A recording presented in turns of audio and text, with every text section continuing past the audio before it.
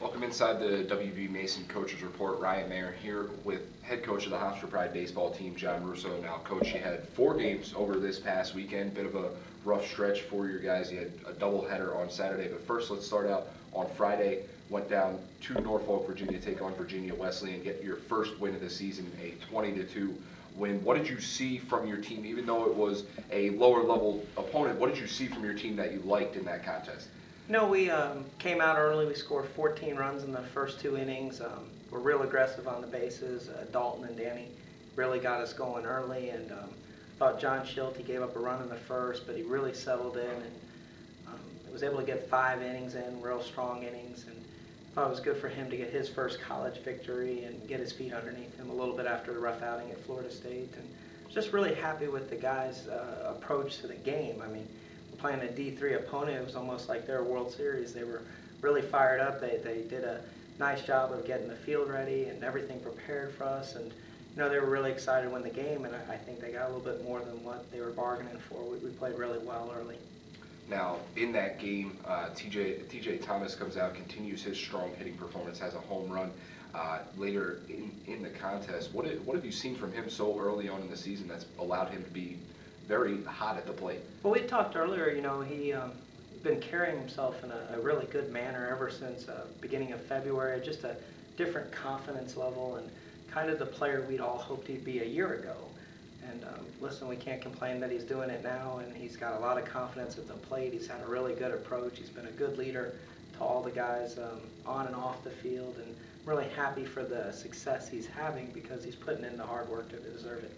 Now, we moved to Saturday, obviously a doubleheader with Notre Dame at a neutral site in North Carolina.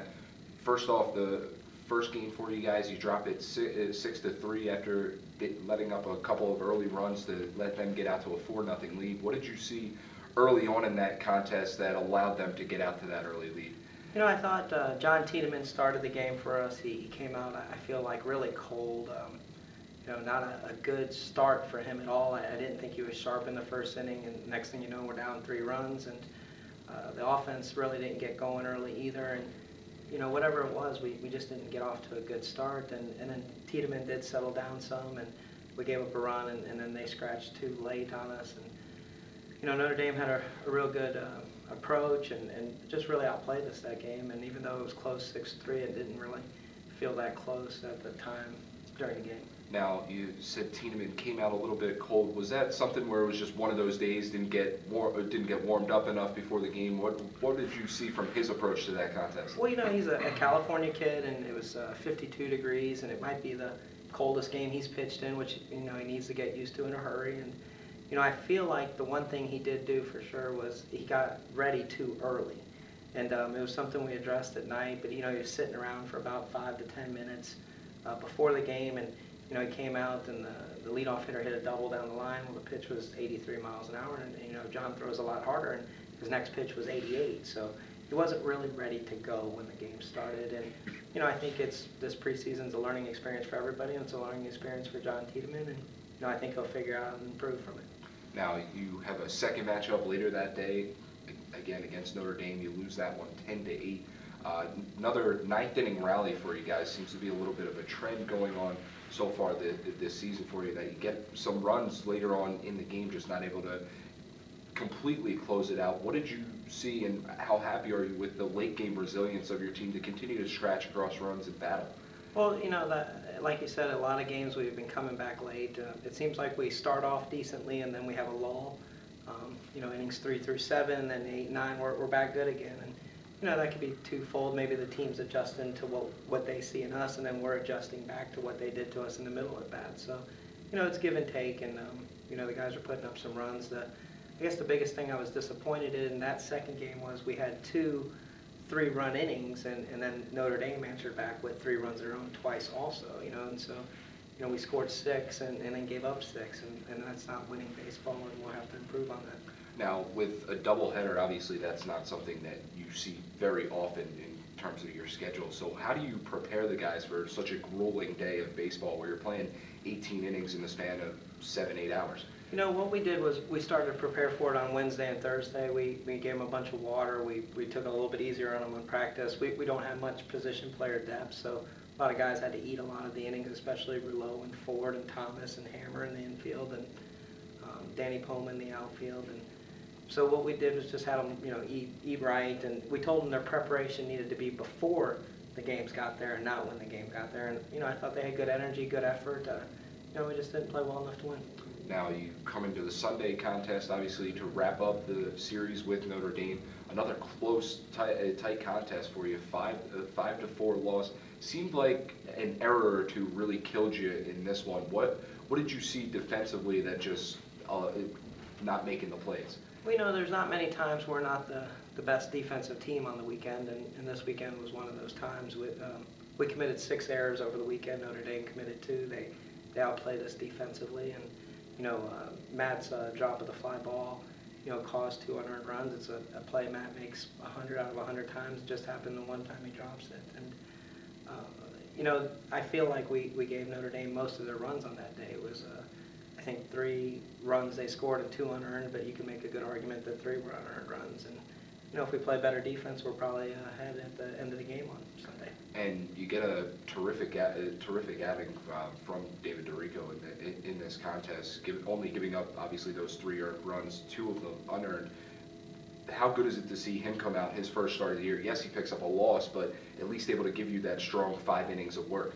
He had a great outing. I mean, all weekend we weren't able to get Jagala, their 3-hole hitter, out, and Mancini, their 4-hole hitter. And in the inning he gave up the 3 runs. It was a bloop over the shortstop head, a nubber down the line, another nubber down the line. Next thing you know, they had bases loaded, hadn't hit a ball yet, and he just really had rough luck. Other than that, he was really good, and he made a pitch to get out of the inning. We had a chance to turn a double play and didn't turn it, and then the next pitch was the one Matt dropped for the error. And David had a great performance. He's a great leader, and really good to have him back. And we'll move ahead. When we move ahead, he'll throw probably Friday night for us.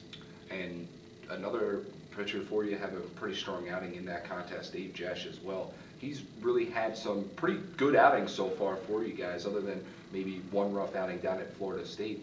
What have you seen from him that's allowed him to be so effective so far this season? The thing I thought David's been is fearless. And, he loaded the bases in his second inning of work and threw 5 straight breaking balls and to get a strikeout. And then his first 2 pitches to the next kid, 2 more breaking balls. And it's not something you see out of a freshman, more or less a senior. And, arguably David could have some of the best stuff on our whole staff. And I think after evaluating the weekend, one of the things as a coaching staff we've talked about is we got to give David more innings. He's too good of an arm not to be pitching more than what he is, and it's an adjustment that I'll have to make and get David some more time out there. Now, Coach, you said before, obviously, you're not in this for moral victories. You want to come out and beat some of those top teams like a Notre Dame. So what do you take away as your final thought from the weekend series against the Notre Dame squad that you played pretty tough? We haven't talked to the team about this, but I guess what I'm going to basically tell them is, we didn't deserve to win. To be honest, Notre Dame outplayed us. They had better defense than us. They had bigger clutch hits. Their pitcher staff had bigger pitch outs when we had runners in scoring position. And over the weekend they outplayed us, and we lost 3 games by 6 runs. But there were spots that we have to figure out to do better. We let too many leadoff hitters on throughout all 3 games, and more than not, those guys ended up scoring. And if we can just start eliminating little things, I think we're going to come out on the end of it. And like you said, I'm not a big moral victories guy at all, and I think we've got to look that Notre Dame beat us and what we have to do to figure out to get better. Now, another long weekend for you guys this weekend. You have 4 games coming up: 2 against Fordham, 2 against Quinnipiac. Last really weekend that you're out of conference before conference play starts the following weekend. What are you looking for going into this weekend in terms of fixing and improving before you get into CAA play? I'm going to attack this weekend more like what we're going to attack George Mason. I feel like, I've left a couple kids in there, pitching staff, hitters-wise, that, I wanted to evaluate, see what they do in certain positions with guys in scoring position, see how the pitchers, get out of their own jams. And, a lot of that falls on me. I've left them out there, but I wanted to evaluate. I didn't want to assume. I wanted to see with my own eyes. And, this weekend, I think I'm going to do a little bit more of going with what my gut is and putting guys into situations I think they're going to be in come conference play the following weekend.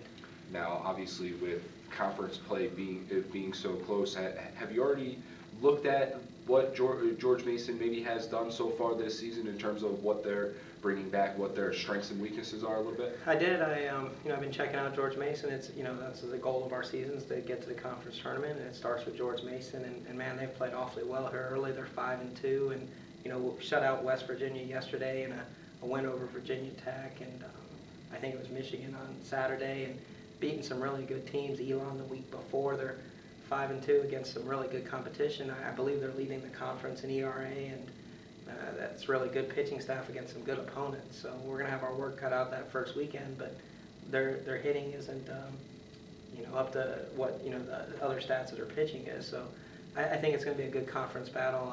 I have a lot of respect right now for what George Mason's doing so far. All right, well, Coach John Russo, thanks for joining me inside the WB Mason Coaches Report. We'll speak to you next week, all right? I appreciate it. Thank you for having me.